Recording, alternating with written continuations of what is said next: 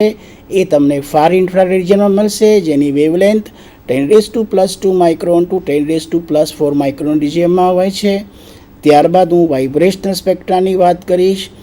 જ્યારે મોલિક્યુલ એક વાઇબ્રેશનલ એનર્જી લેવલમાંથી બીજા વાઇબ્રેશનલ એનર્જી લેવલમાં ટ્રાન્ઝિશન થાય, સંક્રમણ થાય, આ સંક્રમણમાં વિચુંબકીય તરંગનું શોષણ પણ થતું હોય છે અને ઘણા કેસમાં વિચુંબકીય તરંગનું ઉત્સર્જન થતું હોય છે. એટલે કે જે શોષિત ઇલેક્ટ્રોમેગ્નેટિક વેવ છે એની તરંગ લંબાઈ એ નિયર ઇન્ફ્રારેડ રિજિયનમાં હોય છે મિત્રો.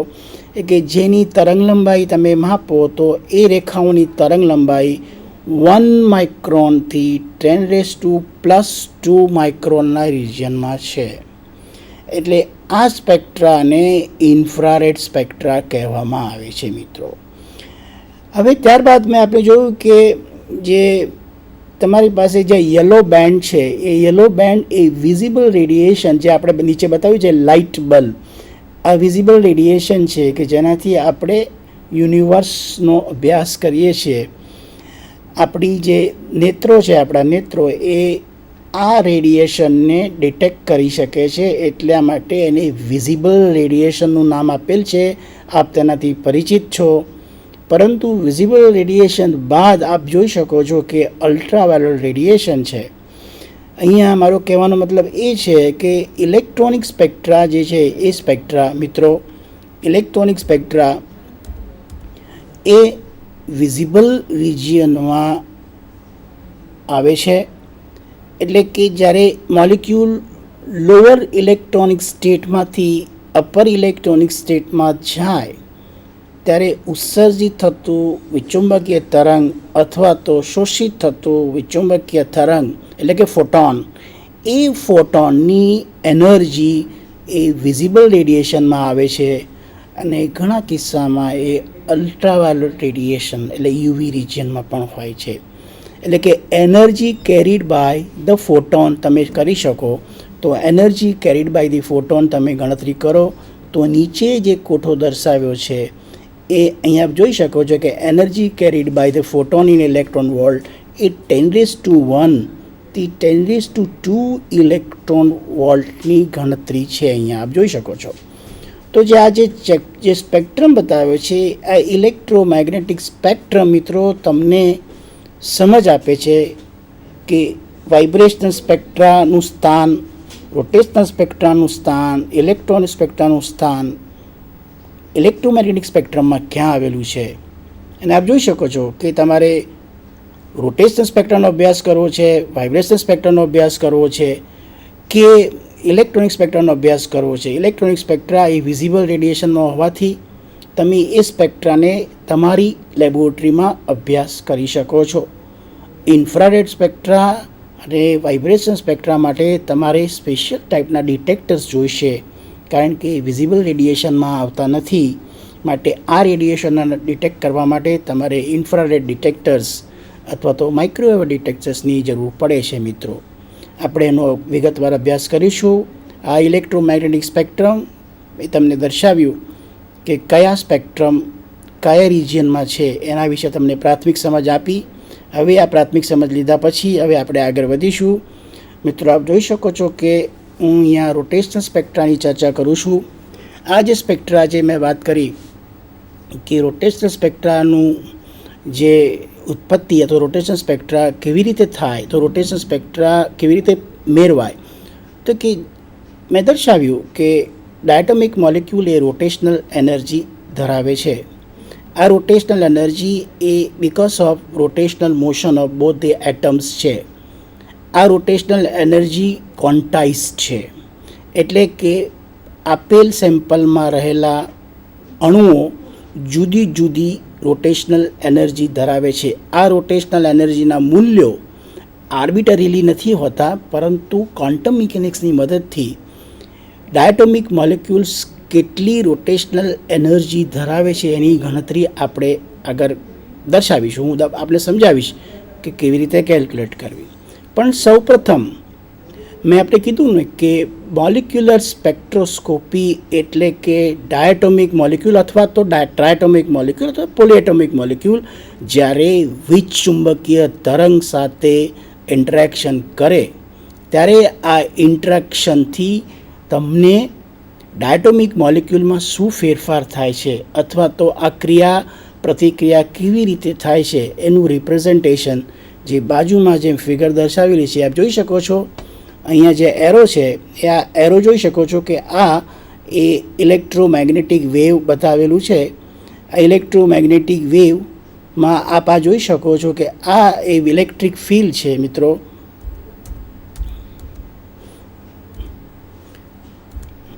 તો અહીંયા આપ જોઈ શકો છો કે આ ઇલેક્ટ્રિક ફિલ્ડ એ ઓસિલેટિંગ ઇલેક્ટ્રિક ફિલ્ડ છે. એટલે અહીંયા જો હાફ સાયકલમાં ઇલેક્ટ્રિક ફિલ્ડનું મૂલ્ય નેગેટિવ ઓલ્ટરનેશનમાં છે અને બાકીની હાફ સાયકલમાં ઇલેક્ટ્રિકનું ફિલ્ડનું મૂલ્ય એ પોઝિટિવ ઓલ્ટરનેશનમાં છે. અહીં આપ જોઈ શકો છો કે ડાયટોમિક મોલિક્યુલ જે છે એ ડાયટોમિક મોલિક્યુલને મેં ડાયપોલ તરીકે દર્શાવ્યો છે.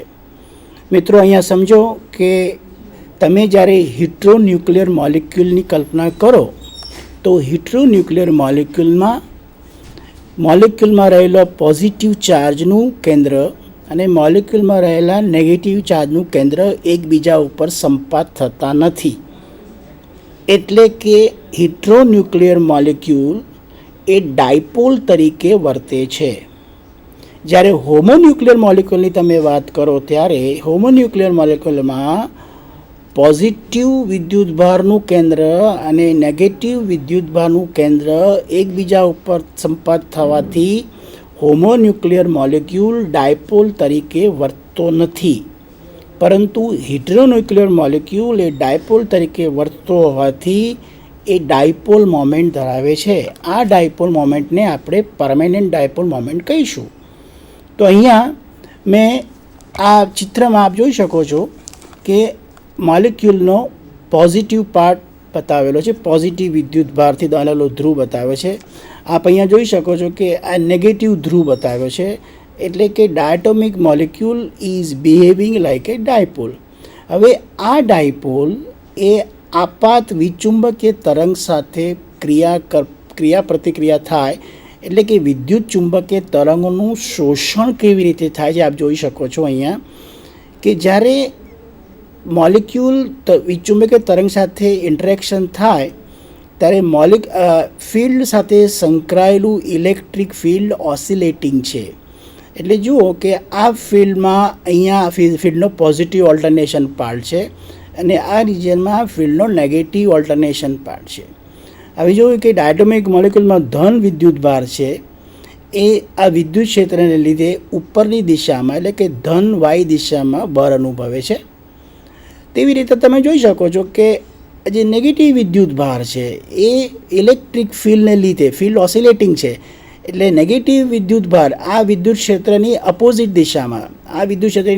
દિશામાં નેગેટિવ વાય દિશામાં બળ અનુભવે છે. આને આપણે ટોર્ક કહીએ છીએ. એટલે કે electric field is exerting a torque on a electric dipole. એટલે આ રીતે આ ટોર્ક લાગવાથી મોલિક્યુલની રોટેશનલ એનર્જીમાં વધારો થાય છે. એટલે કે એમ કહી શકાય કે આ વિચુંબકીય તરંગનું મોલિક્યુલ દ્વારા શોષણ થયું.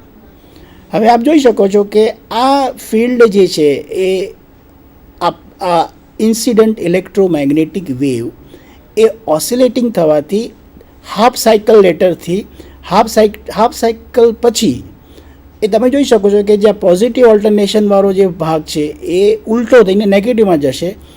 તો એ દરમિયાન પણ ઇલેક્ટ્રિક ફિલ્ડ ડાયપોલ ઉપર ટોર્ક લગાવશે. એટલે કે પોઝિટિવ ઓલ્ટરનેશન દરમિયાન અને નેગેટિવ ઓલ્ટરનેશન દરમિયાન મોલિક્યુલ ઉપર ઇલેક્ટ્રિક ફિલ્ડ ટોર્ક લગાવવાથી મોલિક્યુલની રોટેશનલ એનર્જીમાં વધારો થાય છે. એટલે કે ઇલેક્ટ્રોમેગ્નેટિક વેવનું શોષણ થયું કહેવાય. આ જ રીતે ઇલેક્ટ્રોમેગ્નેટિક વેવનું ઉત્સર્જન પણ થતું હોય છે જે આપણે સમજીશું. એટલે અહીંયા આપ સમજી શકો છો કે જ્યારે ઇલેક્ટ્રોમેગ્નેટિક વેવ ડાયપોલ એટલે કે મોલિક્યુલ સાથે ઇન્ટરેક્ટ થાય તો મોલિક્યુલરની રોટેશનલ એનર્જીમાં ફેરફાર થાય છે. રોટેશનલ એનર્જીમાં ફેરફાર થવાથી મોલિક્યુલ એક ઉર્જા સ્તરમાંથી એક રોટેશનલ ઉર્જા સ્તરમાંથી બીજા રોટેશનલ ઉર્જા સ્તરમાં જાય એટલા માટે તમને એબ્ઝોર્પ્શન લાઇન મળે છે. એટલે કે ફોટોનનું શોષણ થયું. મોલિક્યુલ લોઅર રોટેશનલ સ્ટેટ ઉપર હતો, ત્યારબાદ એ ફોટોનનું શોષણ થઈ એટલે કે ઇલેક્ટ્રોમેગ્નેટિક વેવનું શોષણ થઈ એ મોલિક્યુલ લોઅર રોટેશનલ એનર્જી લેવલથી અપર રોટેશનલ એનર્જી પર ગવાથી તમને રોટેશનલ ટ્રાન્ઝિશન થયું. આ રોટેશનલ ટ્રાન્ઝિશન થવાથી તમને રોટેશનલ સ્પેક્ટ્રા મળ્યા. આપ જોઈ શકો છો કે રોટેશનલ સ્પેક્ટ્રા જે છે એ 10⁻² માઇક્રોન ટુ 10⁻⁴ માઇક્રોનની તરંગ લંબાઈ ધરાવે છે અને જે એનર્જી સેપરેશન છે એટલે કે બે રોટેશનલ ઉર્જા સ્તરો વચ્ચેનો એનર્જીનો તફાવત તે 1થી 300 સેન્ટીમીટર્સ ઇન્વર્સમાં છે. મિત્રો અહીંયા જે સેન્ટીમીટર ઇન્વર્સ જે છે એ આપણે એનર્જીનું વેવ નંબરના સ્કેલમાં કેલિબ્રેશન કરેલું છે. એટલે કે energy calculated in terms of wave number. Energy calculated in terms of wave નંબરના યુનિટમાં આપણે આ સેપરેશન દર્શાવેલું છે. તો આપ જોઈ શકો છો કે બંને ઉર્જા સ્તરો વચ્ચેનો એનર્જી તફાવત 1થી 300 સેન્ટીમીટર ઇન્વર્સમાં છે. અને આ જે સ્પેક્ટ્રા આપણે પ્રાપ્ત કર્યા છે એ ફક્ત હિટ્રોન્યુક્લિયર મોલિક્યુલ્સ માટે જ પ્રાપ્ત કર્યા છે. હોમોન્યુક્લિયર મોલિક્યુલ માટે રોટેશનલ સ્પેક્ટ્રા મળતા નથી. એનું કારણ મેં આપને સમજાવ્યું કે આ મોલિક્યુલ પરમેનન્ટ ડાયપોલ મોમેન્ટ ધરાવતો ન હોવાથી હોમોન્યુક્લિયર મોલિક્યુલના રોટેશનલ સ્પેક્ટ્રા મળતા નથી. હવે મિત્રો આપણે આગળ વધીશું. મેં આપને સમજાવ્યું હતું કે મોલિક્યુલમાં રોટેશનલ મોશન છે, ધ્રુવણ મોશન હોવાથી રોટેશનલ એનર્જીની ગણતરી કેવી રીતે કરવી એ અહીંયા દર્શાવેલ છે. આપ જોઈ શકો છો અહીંયા કે મેં એક હિટ્રોન્યુક્લિયર મોલિક્યુલ દર્શાવેલો છે. અહીંયા M1 અને M2 બે ડિસિમિલર એટમ દર્શાવે છે જે આપ જોઈ શકો છો. અને આ બંને એટમ તે આ સેન્ટર ઓફ માસને અનુલક્ષીને ધ્રુવણ ગતિ કરે છે. એટલે કે M2 is also rotating, M1 is also rotating. એટલે કે જે એનર્જી આ રોટેશનલ મોશન સાથે સંકળાયેલી છે એને આપણે રોટેશનલ એનર્જી કહીએ છીએ. આપ આ જોઈ શકો છો કે આ સેન્ટર ઓફ માસ જે છે, this is an axis of rotation. This axis is passing through the center of mass and it is also normal to the internuclear axis. એટલે કે ઇન્ટરન્યુક્લિયર એક્સિસને લંબ અને સેન્ટર ઓફ માસમાંથી પસાર થતી એક્સિસને આપણે એક્સિસ ઓફ રોટેશન કહીશું. અને આ બંને એટમ M1 અને M2 જે ડિસિમિલર એટમ છે એ બંને ડિસિમિલર એટમ આ સેન્ટર ઓફ માસને અનુલક્ષીને રોટેશનલ મોશન કરે છે, જેથી કરીને R1 અને R2 એટલે કે ડિસ્ટન્સ R1 અને ડિસ્ટન્સ R2 એ કોન્સ્ટન્ટ રહે. એટલે કે R1 પ્લસ R2નો સરવાળો તમે કરો તો જેને આપણે કહીએ છીએ કેમિકલ બોન્ડ લેન્થ. એટલે કે રોટેશનલ દરમિયાન આ જે બોન્ડ લેન્થ R છે એ આપણે સૌપ્રથમ એમ કહીશું કે Rનું મૂલ્ય આપણે અચર લઈએ. તો રોટેશનલ ઉર્જાની ગણતરી કરવા માટે શ્રોડિંજર સમીકરણનો ઉપયોગ કરીશું. તમે થર્ડ યર BScના ક્વોન્ટમ મિકેનિક્સના અભ્યાસમાં શ્રોડિંજર સમીકરણનો વારંવાર ઉપયોગ કરો છો. મોલેક્યુલર સ્પેક્ટ્રોસ્કોપીમાં અમે શ્રોડિંજર ઇક્વેશનનો ઉપયોગ આપણે ડાયટોમિક મોલિક્યુલ માટે કરીશું. તો આ શ્રોડિંજર વેવ સમીકરણને ડાયટોમિક મોલિક્યુલમાં તમે ડાયામેટિકમાં લખીએ તો અહીંયા મેં દર્શાવ્યું છે શ્રોડિંજર સમીકરણ. આપ જુઓ છો કે ∇² psi plus 8π² μe over h² psi is equal to 0, જ્યાં psi છે એ આઇગન ફંક્શન છે અને E જે છે એ આપણી રોટેશનલ એનર્જી છે.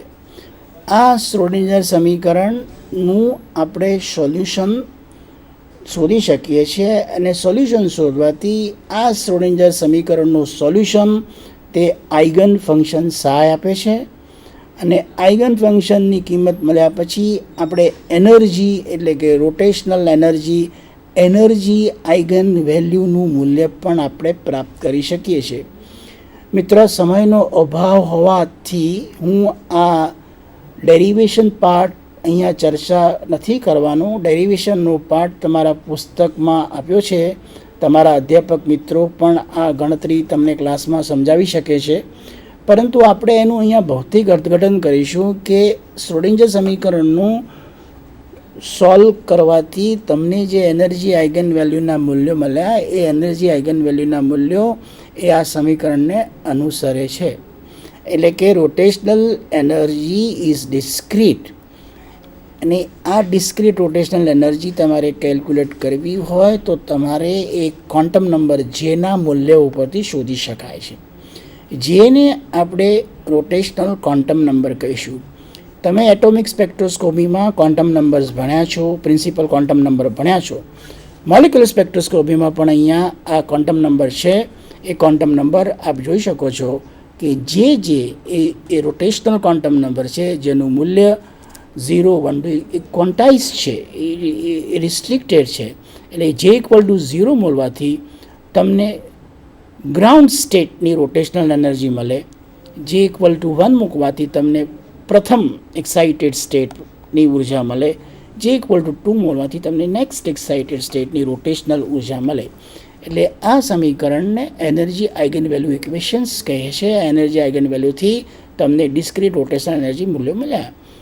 આ મૂલ્યો મળ્યા પછી આપ જોઈ શકો છો કે અહીંયા જે પ્રેઝન્ટેશન દર્શાવેલ છે કે જે ઇક્વલ ટુ 0 મળવાથી એનું જે ટર્મ વેલ્યુ છે, ટર્મ વેલ્યુ અહીંયા દર્શાવી છે કે એનર્જી ઇક્વેશન કહેવાય.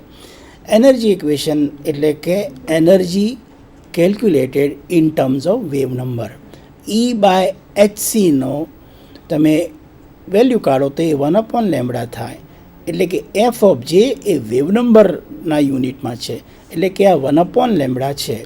એટલે મિત્રો આપ જોઈ શકો છો કે એફ ઓફ જે એના ડાયમેન્શન સેન્ટીમીટર ઇન્વર્સમાં છે. એટલે કે વેવ નંબર એમ કહી શકાય કે એફ ઓફ જે એટલે કે wave number calibrated in terms of energy, એને આપણે ટર્મ વેલ્યુ કહીશું.